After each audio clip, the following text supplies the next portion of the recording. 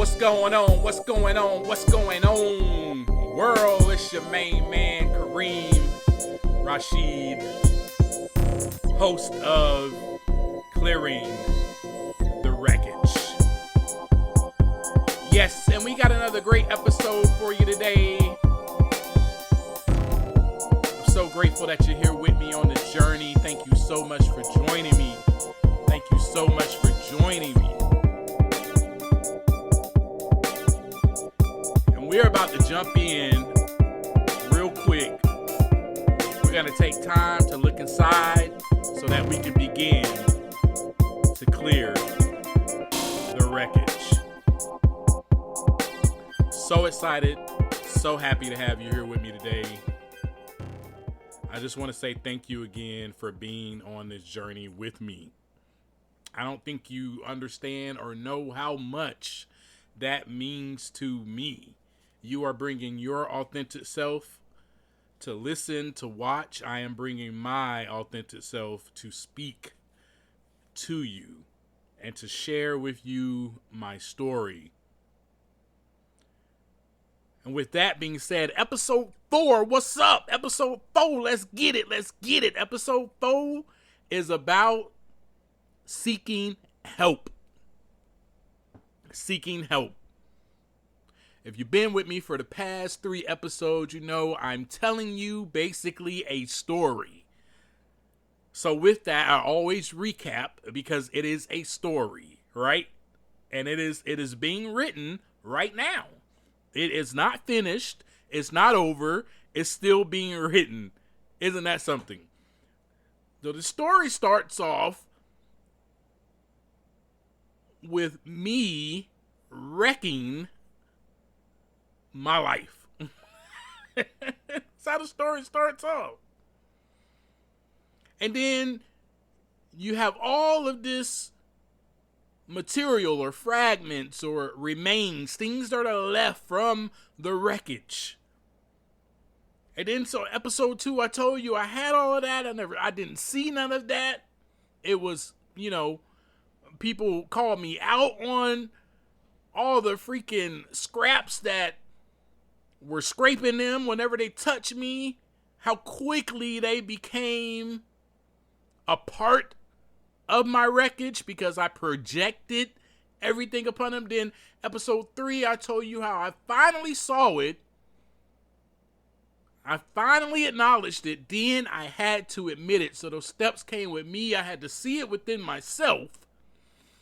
Then I had to acknowledge that, yep, this is me. Then I had to admit that, oh my gosh, this is on me. You see that pattern? I had to see it. Okay, I see this wreck. I see all this wreckage. Not only that people have been talking about, my mom kicked me out of the house, and she kicked me out of the house because of my wreckage. And now I'm in the woods. And I'm living there, and my life is wrecked up, and I had to see that. And then I had to acknowledge that this is my wreckage. I now acknowledge that yes, this is all mine. Then I had to admit that I am the one that created this wreckage. I am the one that got me to the place that I was. It was nobody's fault. Nobody did it except Kareem, right? So in this episode, after all of that was said and done, I had a choice. Truthfully, if I'm being honest with you, I had a choice right then and there. Okay, I admitted this, so what? Okay. Sometimes it's very easy for us to admit our fault. Sometimes it's very easy to maybe just say, okay, yeah, I'm sorry. But mending that is difficult, right? I know I'm not just talking and blowing smoke up your hoo-ha. It is difficult. If you have wronged someone in the past, it might be easy for you to just say, you know what? Hey, man, I'm sorry. But what's harder for you to do is actually become different, or because you admitted that, now you know this about yourself, so you will try not to do it again. You will try not to wrong that person in the same way again. That's the difficult thing to do. The difficult thing to do is actually look inside it and start really, now after you admitted that, really clearing that wreckage and saying, you know what, I don't want to be like that. I want that part of me out. I don't want those fragments. I don't want those remains to remain, basically, right? And so that's the choice I had, was I can leave these remains. I can leave all these scraps of metal and pieces of crap all over me, or I could start doing some work to clear it out. And so seeking help is what I decided to do. And folks, let me tell you, I had no idea what I was doing. I did not know how I was going to seek help. I didn't know the next thing to do. All I knew is that I needed help. So, yeah, I had to come to that conclusion myself, too. If I'm admitting all of this, if I'm taking full responsibility for this, then someone has to help me, because I am the one that got myself in this predicament. And I am obviously in need of some type of support, some type of encouragement, someone to come alongside of me and give me a boost, right? Whether that be a person, whether that be my higher power, who will use people to support and lift me up, right? And the same thing for you. So, with that being said, I sought help. I went to the payphone. We had payphones back then. I'm telling you my age right now. Oh my goodness. Y'all are probably like, what? I'm 44, and I have no shame to admit that. Generation X, baby, the best. Anyway, yeah, so I went to the payphone. I called my mother. Now, remember in this story, I've told you, my mother said, do not call me for nothing. I don't want anything to do with you. I wash my hands of you. I don't want to hear it. Because all you're going to do is call me to ask me for something, Kareem. So she knew that about me. So she set that boundary with me, right? And we're going to have an episode further down the road about boundaries. I'm sure we will. So we'll discuss that later. But Mother Dearest had to set a boundary with her son. I needed help so bad that in my mind, I did not want to do it because I felt as if I was crossing that boundary, but I knew she was the only person I could call at the time. Now, you may be asking, well, were you serious about help or did you just call her to ask for I was serious about getting help.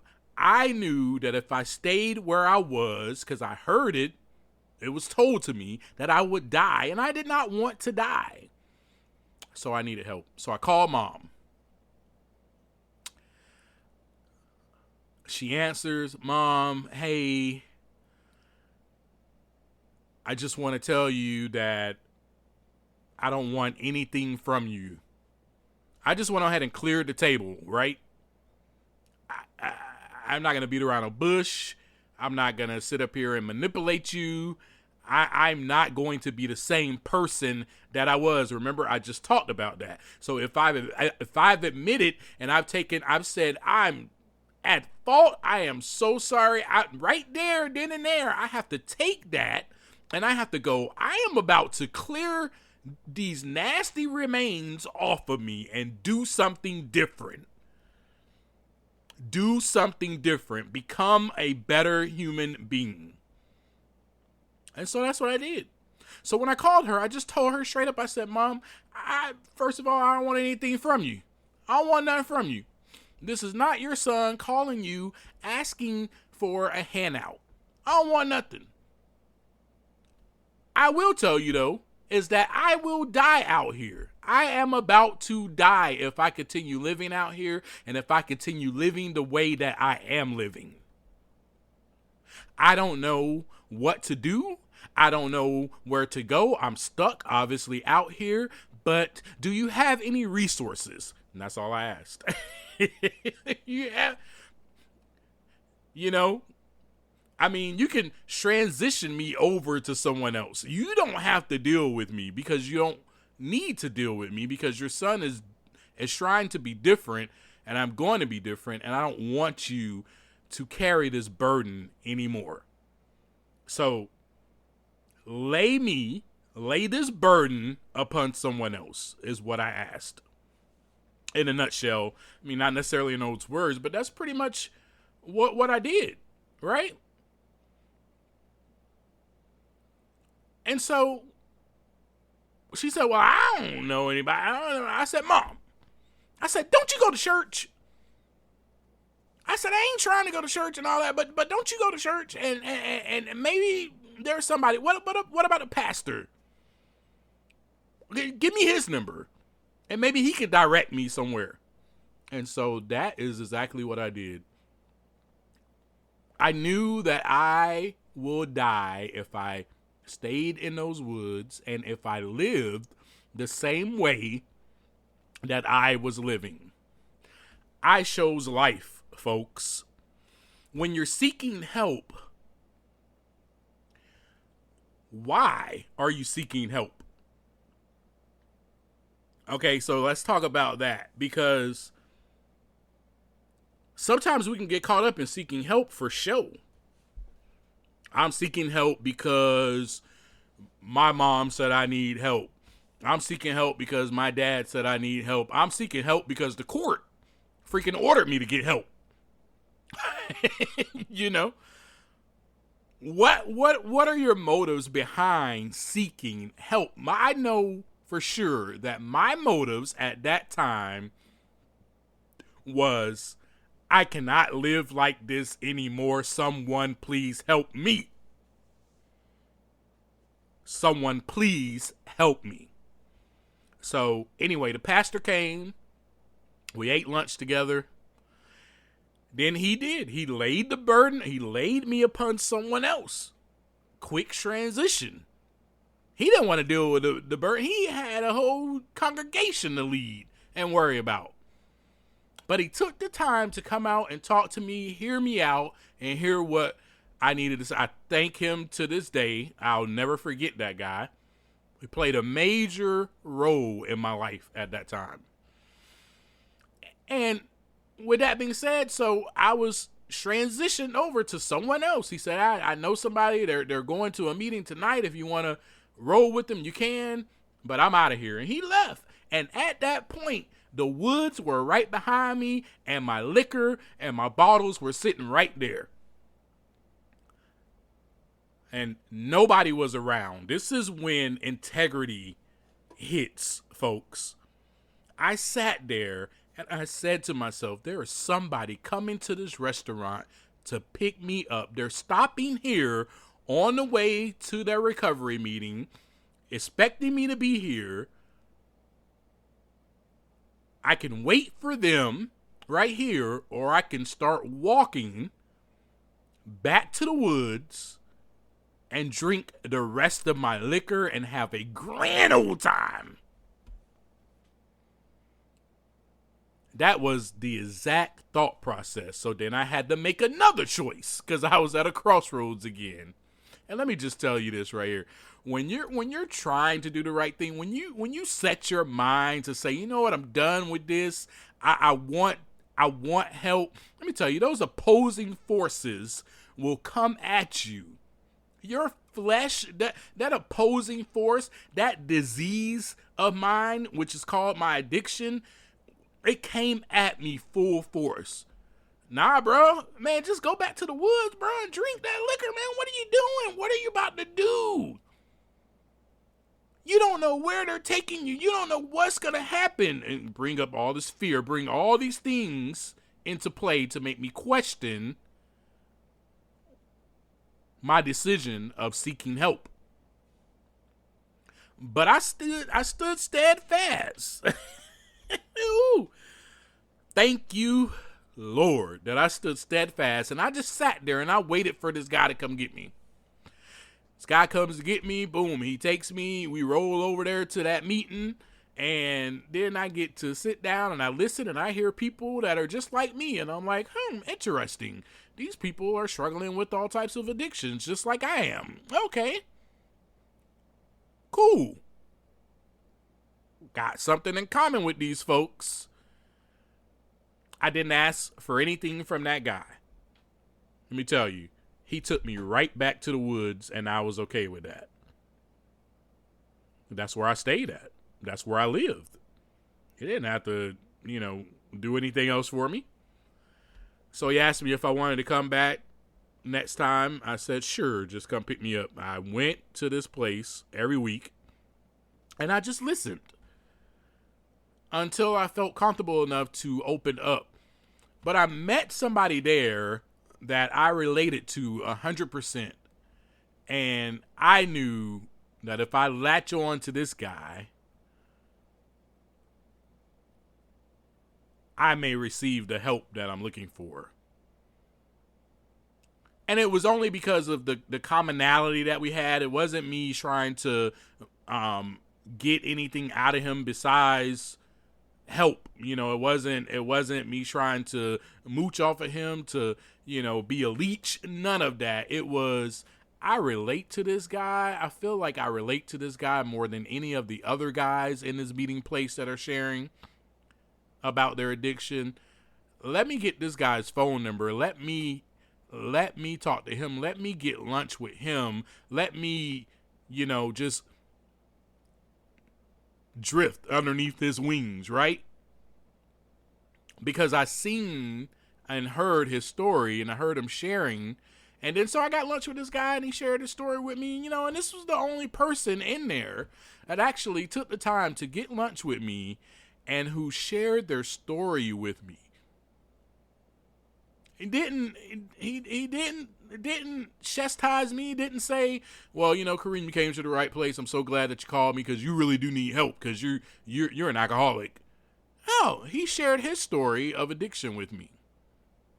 And that right there, let me tell you, the wreckage was just, it was clearing.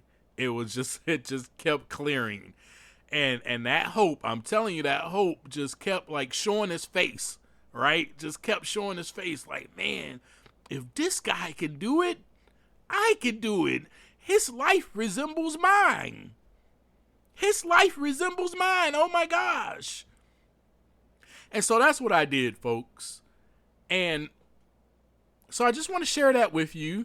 And I want to encourage you right now. This is the part of the episode where I want to encourage you. If you have anything similar or not, but it's similar to where you're stuck in life and you got this wreckage that's just hanging on to you, right? You can't move forward because of all of these scraps of metal and all of this crap that's weighing you down, or the wreckage that is in the way is in front of you and you can't, it's in front of you, around you, you're surrounded by it. You can't get around it. I don't know what it is. It can be depression. It can be anxiety. It can be a relationship. It can be an abusive relationship. It can be childhood trauma. I have no idea. But let me tell you this. There is help and there is hope. You just have to seek it. If you are at that place now, again, listen to me, it's going to take what it takes for you to get to that place to where you're able to seek help. But there are resources out there for you. At that time, when you seek, there's somebody that said this in a very, and not in a religious way at all, because I'm not being religious when I say this, but this person said this: if you seek, you shall find. If you are ready, and you don't even have to be ready, you just have to be willing. And then take a step forward and seek help. Ask, I'm struggling with depression. Put it out there. I don't want to deal with depression anymore.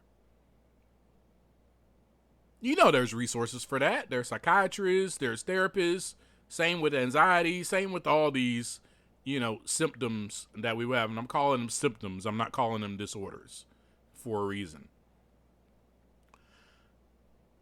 But whatever it might be, there is help. And I'm going to tell you what, that guy that I latched on to, he shared his story with me. I'm sharing my story with you so that you can know that if I can do it, doggone it, you can do it. That's the end of the episode. I'm going to leave you with this. Take some time to look inside so that the wreckage can begin to clear. Y'all have a great day. Peace.